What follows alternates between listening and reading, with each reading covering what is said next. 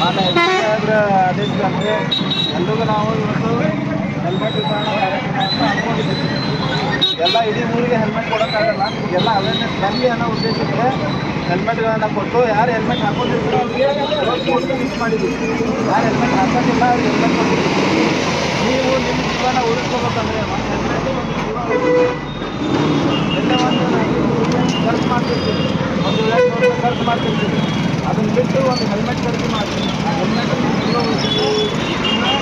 ಯಾರೋ ಒಬ್ಬ 20-25 ವರ್ಷದ ಹುಡುಗ ಎಲ್ಲೇ ಆಕ್ಸಿಡೆಂಟ್ ಆಗಿ ಸತ್ತು ಹೋಗ್ಬಿಟ್ಟ ಅಂತಂದರೆ ಒಂದು ಕುಟುಂಬಕ್ಕೆ ಲಾಸ್ ಅದು, ಹೌದಲ್ಲ?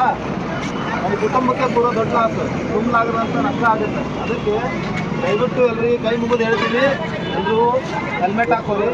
ನಾವು ನಿಮಗೆ ಕೇಸ್ ಹಾಕಬೇಕು ಅನ್ನೋ ಉದ್ದೇಶ ಇಲ್ಲ ನಮಗೆ, ನಿಮ್ಮ ಜೀವ ಸಂರಕ್ಷಣವಾಗಿರಲಿ ಅನ್ನೋ ಉದ್ದೇಶ ನಮ್ಮ ಡಿಪಾರ್ಟ್ಮೆಂಟಿಗೆ. ಅದಕ್ಕೆ ಇವತ್ತಿಂದ ಹೆಲ್ಮೆಟ್ ಕೊಟ್ಟು ಹೇಳ್ತಿದ್ದೀವಿ, ಇಷ್ಟಿಂದ ಹಾಗೆ ಹೇಳ್ತೀವಿ. ನಾಳೆಯಿಂದ ಮತ್ತೆ ನೀವು ಇದನ್ನೇ ಮಾಡಿದ್ರೆ ನಾವು ಕಾನೂನು ಕ್ರಮ ಕೈಗೊಳ್ಳಬೇಕಾಗ್ತದೆ.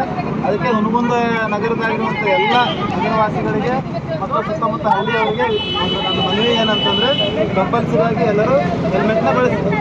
Thank you. ಧನ್ಯವಾದ.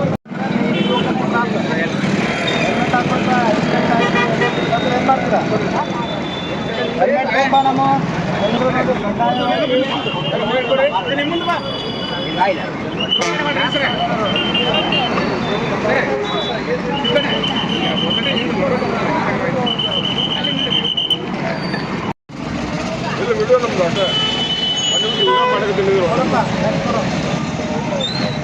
ನಮ್ದು ಅಲ್ಲ ಸ್ವಲ್ಪ ಮಗ ಇತ್ತು